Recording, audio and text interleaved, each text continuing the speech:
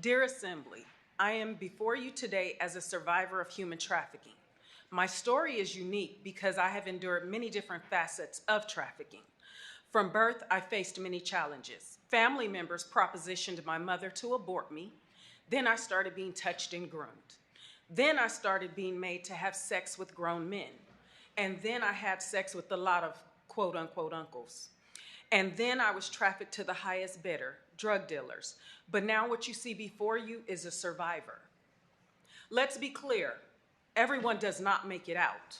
They say going through everything that I went through, I should be dead, in jail, a drug addict, or a prostitute. However, I am neither, but so many still are. It's time out for feeling sorry for the monsters that prey on our most vulnerable individuals. I've heard the opposition state Black Californians being disproportionately harmed by 3 strikes, mass incarceration of Blacks, harm to communities, and I've heard many speak in jail about jail overcrowding. But I am here to say I was molested and raped repeatedly by Black and white men, and even some women. So it does not matter the race. What matters is saving our children. Traffickers are getting out of jail early and reoffending, continuing the horrific cycle of abuse and depravity.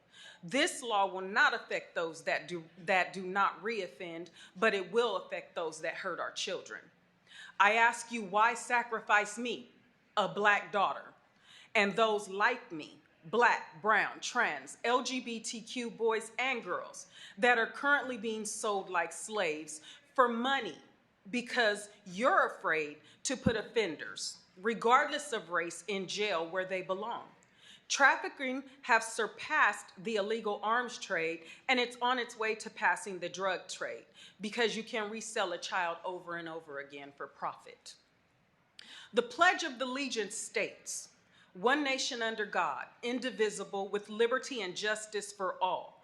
But how are trafficked victims receiving any of this statement if you decide to do nothing? I am here and I look at your faces and wonder, do you care? Because if you do not pass SB 14 and start protecting our most vulnerable, it could land on your doorsteps and it could hit your niece, your nephew, your daughter, your granddaughters, your grandsons. Eventually, that's where it will be. Can you imagine a child you love having a giant man or woman on top of them, no matter the color, hurting them, going in and out of them, stealing their innocence, and causing all types of trauma they will have to deal with forever if they live? Well, I can, because that was me. I was that child. All of that happened to me. There's a quote that states by Mamie Till Mobley, "What happens to one of us should be the business of all of us." I ask for your vote for SB 14. Thank you.